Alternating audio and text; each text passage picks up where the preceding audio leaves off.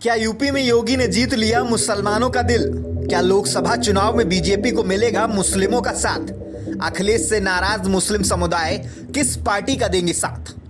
देश के सबसे बड़े राज्य उत्तर प्रदेश में चुनाव तो खत्म हो गए, लेकिन यहाँ की राजनीति सरगर्मी अभी भी चुनावों के दौरान वाली ही है। एक तरफ जहां प्रदेश के मुख्यमंत्री योगी आदित्यनाथ प्रदेश की जनता के हित में ताबड़तोड़ फैसले ले रहे हैं, तो वहीं दूसरी तरफ सपा के राष्ट्रीय अध्यक्ष अखिलेश यादव पारिवारिक झगड़े में उलझे हुए हैं। चुनाव पूर्व शुरू हुई पारिवारिक झगड़ा खत्म भी नहीं हुआ था कि अब प्रदेश के मुसलमानों ने सपा के खिलाफ बिगुल फूंक दिया है और योगी सरकार के फैसले को सराह रही है। सपा नेतृत्व के खिलाफ मुसलमानों की नाराजगी की पहली आहट तब सुनाई दी थी जब पार्टी के ही कद्दावर नेता आजम खान की अखिलेश यादव से नाराजगी की खबरें सामने आई थी। इसके बाद तो सपा आलाकमान पर चौतरफा हमला होने लगा। कई मुस्लिम नेताओं के साथ साथ मुस्लिम संगठनों ने भी सपा प्रमुख की नीयत पर सवाल खड़े कर दिए। पिछले कुछ वर्षों की बात करें तो मुस्लिम वोट बसपा और सपा में बंटा आया था। हालांकि 2022 के विधानसभा चुनावों में मुसलमानों ने सपा से पूरी तरह से मुंह मोड़ लिया।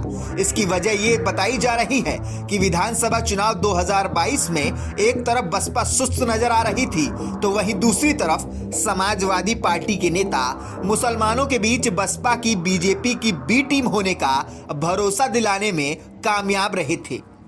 2022 के विधानसभा चुनावों में मुसलमानों ने जिस हद तक जाकर अखिलेश यादव का समर्थन किया, वैसा यूपी में शायद ही कभी देखने को मिला था। हालांकि मुस्लिम और यादव समीकरण की पूरी तरह अपने पाले में होने के बावजूद अखिलेश जीत दर्ज कर पाने में नाकाम रहे। बीते कुछ दिनों में मुस्लिम समुदाय के कुछ नेताओं के बयान देखकर लग रहा है कि अब मुसलमानों का अखिलेश यादव और समाजवादी पार्टी से मोहभंग हो चला है।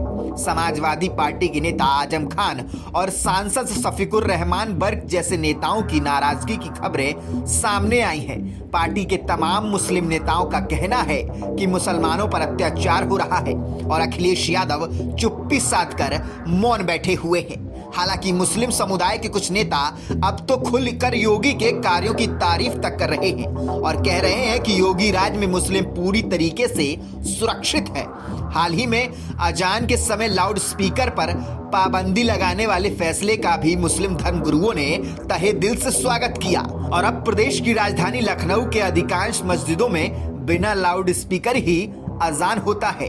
ऐसे में सवाल उठता है कि अगर मुसलमानों का अखिलेश से मोहभंग होता है तो यूपी के मुसलमानों के सामने और विकल्प क्या है?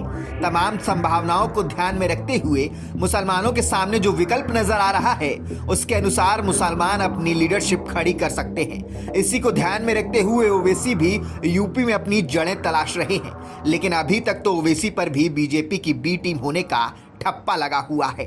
ऐसे में अब ये देखना दिलचस्प होगा कि क्या प्रदेश का मुसलमान समुदाय सबका साथ और सबका विकास के नारे के साथ जाएगा।